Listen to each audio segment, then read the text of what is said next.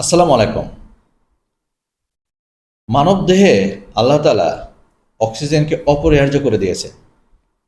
সেই অক্সিজেনটা আমরা নেই নাকের মাধ্যমে, তারপরে শ্বাসনালীর মাধ্যমে ফুসফুসে যায়, ফুসফুসে গিয়ে অক্সিজেনটা ব্লাডে চলে যায়, আবার ব্লাড থেকে কার্বন ডাইঅক্সাইডটা নিয়ে এই শ্বাসনালী এবং নাক দিয়ে বাইরে বের হয়ে আসে। আমরা কি ভাই পরিষ্কার বাতাস নেই? এই বাতাসে কত ধুলাবালি জীবাণু আছে, তাহলে সেগুলো তো আমাদের শরীরে ঢুকছে। আপনি কি ভেবে দেখেছেন যে এই ধুলাবালি, এই জীবাণু, এগুলো শরীরে ঢুকছে, ফুসফুসে ঢুকছে, কিন্তু আমাদের ফুসফুস অকেজো হচ্ছে না কেন? আমরা অসুস্থ হচ্ছি না কেন? ভেবেছেন কখনো কি মেকানিজম আল্লাহ তালা দিয়েছে? আসুন জেনে নিই। নাকের মাঝে আমাদের কি আছে? লোম আছে না? এই লোমটা হচ্ছে প্রাথমিক ফিল্টার হিসেবে কাজ করে। যত বড় বড় ধূলিকণা আছে, এগুলো এই লোমে আটকে যায়। লোমে আটকে গেলে বড়গুলো সেপারেট হয়ে গেল। তারপর আমরা কি করি? মানে হাঁচি কাশির মাধ্যমে এই বড় ময়লাগুলো বের করে ফেলে দিই। এরপরে যে ছোট ময়লাগুলো, যেগুলো এই নাকের চুলে আটকালো না, সেগুলো কিন্তু ফুসফুসে শ্বাসনালীতে প্রবেশ করে।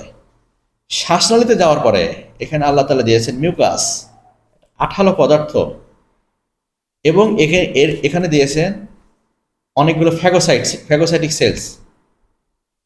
এই মিউকাসের সাথে এই জীবাণু ধূলিকণাগুলো আটকে যায়। তারপরে ফ্যাগোসাইটিক সেলগুলো এগুলোকে খেয়ে ডিস্ট্রয় করে দেয়। তারপরে বাতাসটা একটা ফ্রেশ বাতাস ফুসফুসের অ্যালভিওলাতে পৌঁছায়, সেখান থেকে ছাঁকনি হয়ে ব্লাডে চলে যায়।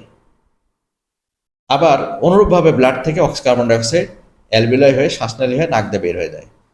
একবার কি ভেবে দেখেছেন যে আল্লাহ তাআলা এই যে মেকানিজম দিয়েছেন, এই যে নাকের মধ্যে লোম দিয়েছে, তারপরে শ্বাসনালীতে আঠালো পিচ্ছিল পদার্থ দিয়েছেন এগুলোকে আটকানোর জন্য, তারপরে নানান ধরনের ফ্যাগোসাইটিক সেল দিয়েছেন এই যেগুলোকে জীবাণু বা ধুলাবালিকে খেয়ে ফেলার জন্য, ডিস্ট্রয় করার জন্য।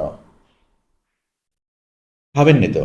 ভাববেন না তো? আপনার তো ভাবার সময় নাই রে ভাই। আপনি আছেন দুনিয়া নিয়ে। ভেবে দেখেন যে আল্লাহ কত মাইক্রোস্কোপিক মেকানিজম এই শ্বাসনালীর মধ্যে দিয়ে দিয়েছেন, যে কারণে আমরা বেঁচে আছি। ধুলাবালি, ডাস্ট, ময়লা ইনহেল করে আমরা বেঁচে আছি। মাঝে মাঝে কিছু জীবাণু শরীরের মধ্যে চলে যায়, আর তখনই আমাদের অসুখ হয়। আর তখন আমরা বুঝতে পারি যে আল্লাহ আমাদেরকে কি জিনিসটা দিয়েছে। আসুন আল্লাহর সৃষ্টিকে নিয়ে ভাবুন, গবেষণা করুন, আল্লাহকে জানুন, আল্লাহকে চিনুন, তারপর তার ইবাদত করুন।